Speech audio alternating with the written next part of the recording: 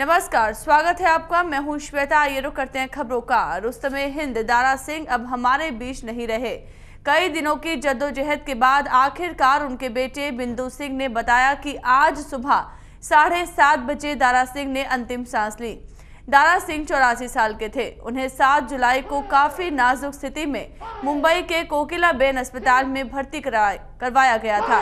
तब से उनकी स्थिति में कोई सुधार नहीं हो रहा था।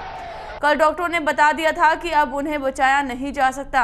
इसके बाद परिवार उन्हें देर रात घर ले आया था। दारा सिंह का दिल, दिमाग, गुर्दा और शरीर के बाकी अंगों ने पहले से ही पूरी तरह से काम करना बंद कर दिया था। दवाओं का भी कोई असर नहीं हो रहा था। डॉक्टरों का कहना है कि ऑक्सीजन न मिल पाने के कारण उनके दिमाग को गहरा नुकसान हुआ था। डॉक्टरों के मुताबिक ऐसी कोई दवा नहीं है जिससे दिमाग में हुए नुकसान को ठीक किया जा सके।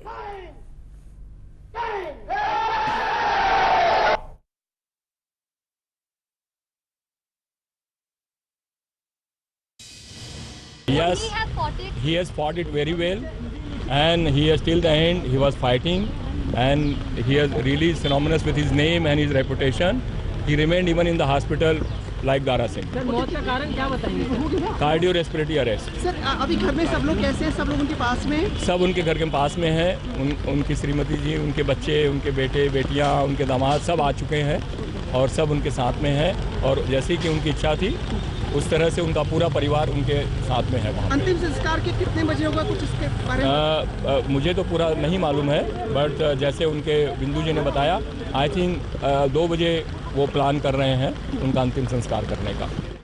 दारा सिंह एक ऐसा नाम जिसे हर फ्रेम में बेमिसाल माना जाता है। एक पहलवान के तौर पर दारा सिंह का लोहा पूरी दुनिया मान चुकी है, तो एक अभिनेता के रूप में भी उन्होंने बेजोड़ छाप छोड़ी।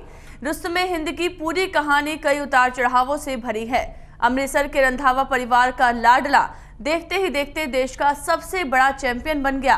फ्री स्टाइल कुश्ती में दारा सिंह ने दुनिया के सभी नामी पहलवानों को चारों खाने चित किया था। ऐसे में दारा सिंह को रियल हीरो कहना गलत नहीं होगा।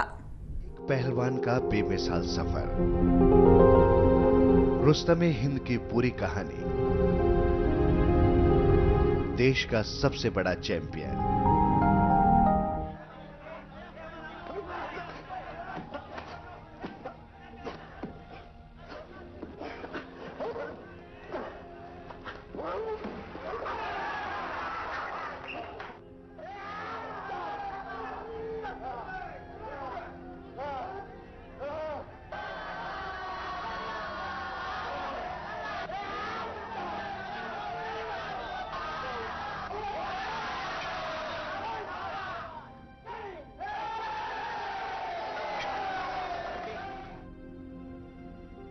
उन्नीस नवंबर 1928 की तारीख अमृतसर के रंधावा परिवार के लिए बेहद खास थी।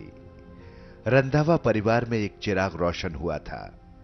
रंधावा परिवार ने बड़े चाव से अपने लाडले का नाम दारा रखा।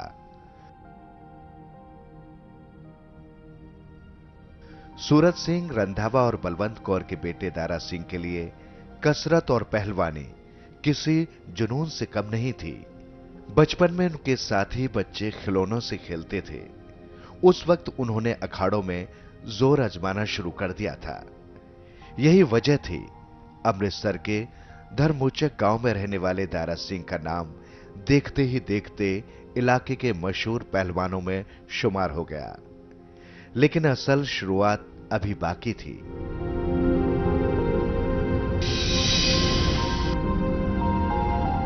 उन्नीस सौ 47 में देश आजाद हो गया था। उस वक्त दारा सिंह सिंगापुर चले गए। सिंगापुर पहुंचकर उनका मकसद फ्री स्टाइल कुश्ती में नाम कमाना था। उनकी लगन और मेहनत रंग लाई। दारा सिंह ने उस वक्त के नामी पहलवान तरलोक सिंह को पछाड़कर अपना परचम फहरा दिया। उसके बाद दारा सिंह ने कभी पीछे मुड़कर नहीं देखा। विदेशी धरती पर अपनी कामयाबी का झंडा गाड़कर 5 साल बाद यानी 1992 में दारा सिंह भारत वापस लौट आए।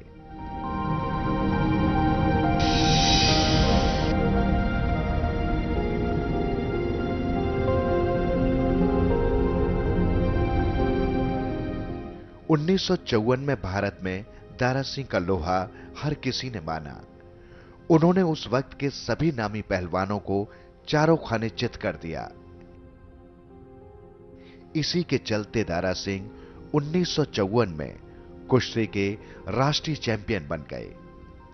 इसके बाद दारा सिंह ने कॉमनवेल्थ देशों का दौरा किया और विश्व चैंपियन किंग कॉन्ग को धूल चटाकर भारत का परचम पूरी दुनिया में फहरा दिया। इस दौर में दारा सिंह पूरी दुनिया में लोकप्रिय हो गए थे। 1968 में दारा सिंह कुश्ती के शिखर पर थे। इस साल अमेरिकी चैंपियन लाउ थेज को हराकर उन्होंने सनसनीखेज जीत हासिल की थी। लेकिन 1983 में दारा सिंह ने कुश्ती से अलविदा कह दिया। अब उनकी जिंदगी नए मोड़ पर खड़ी थी। रियल जिंदगी का हीरो अब रील की दुनिया में एक नए किरदार की तैयारी कर रहा था।